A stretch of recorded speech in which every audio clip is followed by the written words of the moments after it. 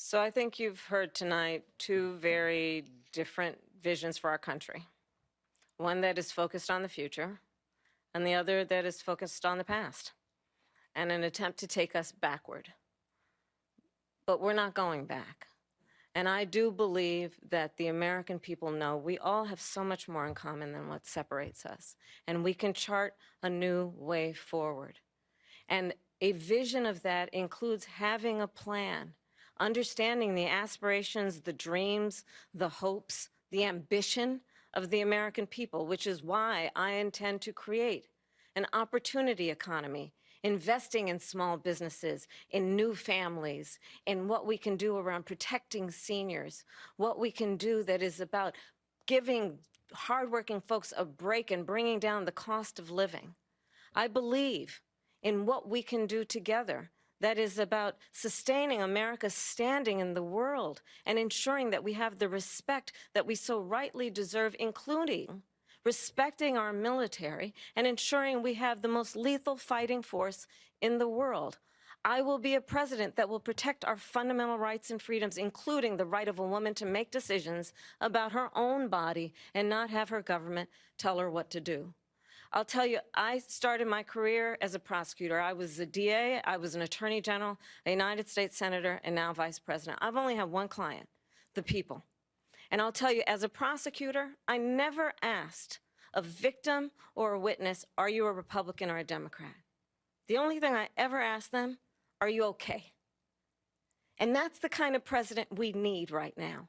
Someone who cares about you and is not putting themselves first. I intend to be a president for all Americans and focus on what we can do over the next 10 and 20 years to build back up our country by investing right now in you, the American people. Vice President Harris, thank you. President Trump? So she just started by saying she's going to do this, she's going to do that, she's going to do all these wonderful things. Why hasn't she done it? She's been there for 3.5 years. They've had 3.5 years to fix the border. They've had 3.5 years to create jobs and all the things we talked about. Why hasn't she done it?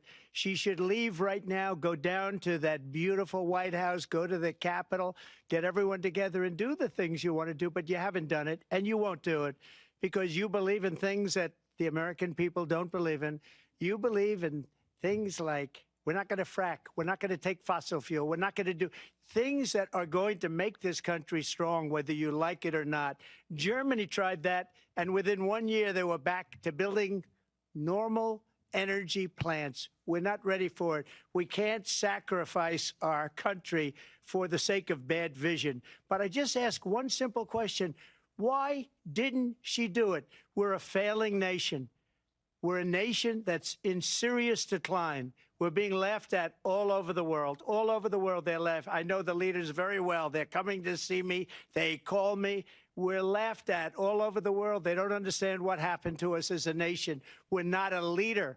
We don't have any idea what's going on. We have wars going on in the Middle East. We have wars going on with Russia and Ukraine. We're going to end up in a third world war, and it'll be a war like no other because of nuclear weapons, the power of weaponry. I rebuilt our entire military. She gave a lot of it away to the Taliban. She gave it to Afghanistan. What these people have done to our country, and maybe toughest of all, is allowing millions of people to come into our country. Many of them are criminals, and they're destroying our country. The worst president, the worst vice president in the history of our country. During the ABC News presidential debate, Republican candidate Donald Trump criticized his Democratic rival Kamala Harris for her pledge to establish an opportunity economy. In his closing statement, he questioned, why hasn't she done it?